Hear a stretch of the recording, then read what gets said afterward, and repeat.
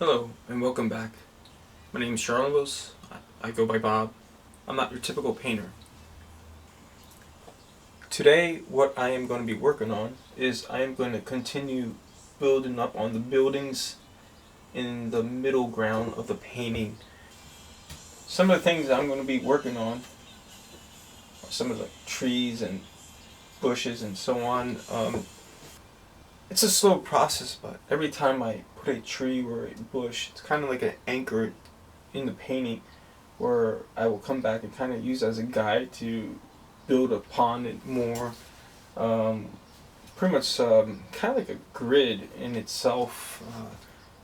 I am trying to place as many things as possible in the right area in the painting. Besides that, the other thing I'm trying to work on is pretty much the variation in colors throughout this whole area. It's a lot of muted colors because it's in the winter, but trying to still capture them. Not that it's a rule or some kind of law in painting, but when you do bushes and trees and stuff like that in a landscape, you can kind of get away with not being accurate. I'm not trying to be accurate, but sometimes just the impression of the paint makes or the color in a certain area gives the viewer pretty much the appearance of it being a bush, a tree, and so on.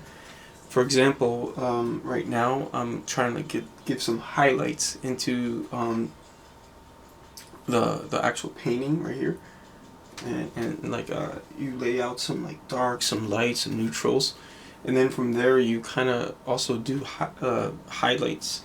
And sometimes it's the pattern of the actual like movement that you make with the brush strokes that kind of give off the look of there is a branch there, there's a tree there, and so on. And this is the part of painting that I actually kind of enjoy. This is a thing that I'm going to try to focus on some other paintings I'm going to get to later on my YouTube channel. But I started realizing that I like the whole thing of pattern when I was doing grass in several of my paintings. It was just the repetition of doing grass. For some reason, it just struck me to the point where instead of actually doing grass, I was creating grass. Instead of like copying what I saw, I was actually creating, and that's something I'm going to explore later on in my paintings. But as for now, I'm just demonstrating that sometimes just like, again, multiple paintbrushes, because you sometimes want to use the same color. Sometimes just like the impression and the way the pattern is, it gives off like the illusion of something. And sometimes I even like blur it too. Use like, this is a messed up paintbrush. I don't really throw away things unless they're completely useless, but sometimes even these kind of paintbrushes I will keep just for certain textures I might be able to get. Also, the thing I'm trying to work on is some of the little detail in like windows, and trying to build the 3D appearance of each of these buildings, because they shouldn't be in the end just merely blotches of white and red. They should have some structure. One of the strategies I use while painting kind of goes back to my days of being a minor bodybuilder. I really never took off in it, but I attempted it at one point where I worked out seriously. But one of the lessons I learned or I use in my painting from those days is breaking down sections of the painting that I work on and concentrate on one particular day. I don't do the whole painting in general. I know there's probably some artists that will not like my method, but hey, I'm not your typical painter.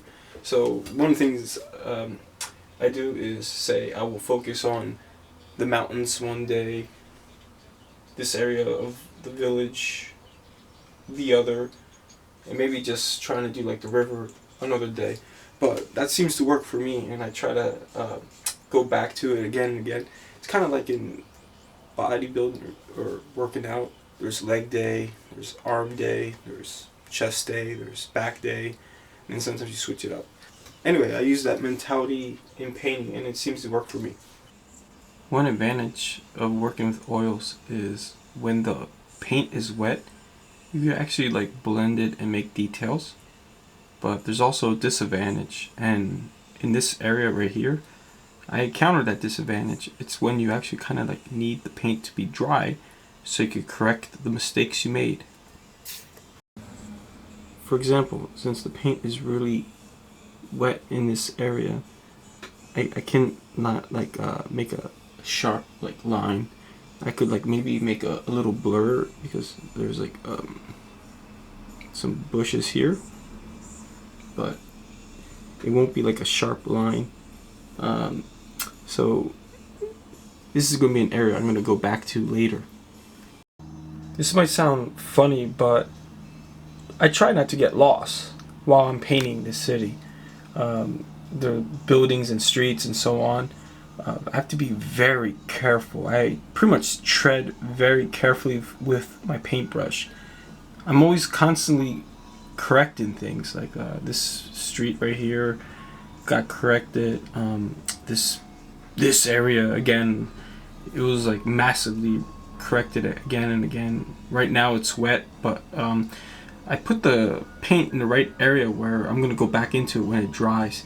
But painting is in the end a constant form of correction, and this is still an ongoing painting. Obviously, it's not done, but it's hard sometimes when you are working in a small area and you're trying to get things down to the right spot. Yeah, I guess I could wing it, but I'm trying to again be as accurate as possible to a certain extent. Something I like to call a technique of mine, I'm not sure if it's my technique or not, but detail improvisation. What I mean by that is sometimes I will again look at the photo carefully, and then I will kind of create a branch. It's going to be a branch that's going to be like right there, but I mean, is the branch really there? I don't know. But in the photo I see a branch. But in the end, I also look at it in the point of that I created that branch right there. So regardless if the branch actually exists or not, it exists in the painting. And it's something, again, that I discussed earlier, is that I'm going to try to do a series down the road where, well, I already started the series, honestly, where I'm going to be pretty much focusing on pattern to create like detail and so on. Anyway, more about the series down the road.